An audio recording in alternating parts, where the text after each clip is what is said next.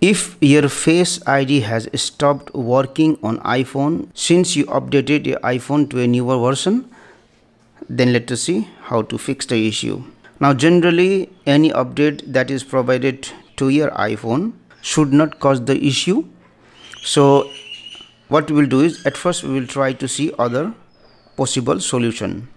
Now if you have recently changed the cover of your iPhone, or if you have recently changed the screen protector of your iPhone, then try to remove the cover or the screen protector and check if the Face ID is working properly or not. If you have used a magnetic case, then it might be interfering with the camera of your iPhone. So remove the case and check. Also, the next thing is, if you are wearing any accessories like nose rings, earrings, or spectacles or cap, remove those accessories and check if the Face ID will work or not. The other thing that we will do is, we will hard reset our iPhone.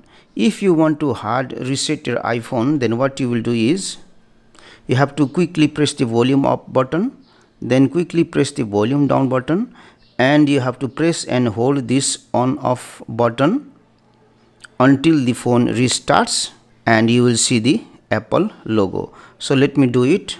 So at first, volume up button, volume down button, then press and hold this power button.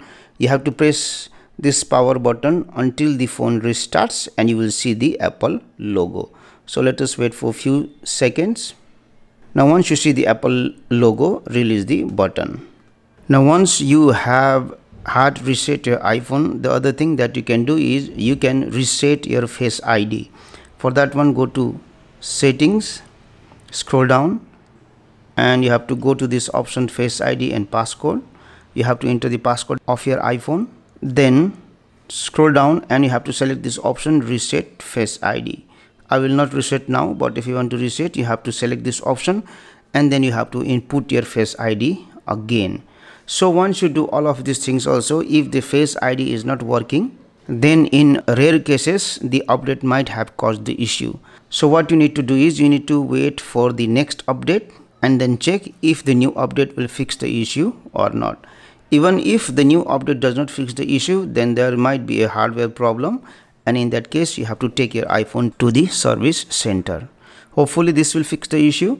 Thank you for watching this video. Please like and comment on the video if you found it helpful. Also click on the subscribe button and hit on the bell icon to get the notification of our latest videos for free.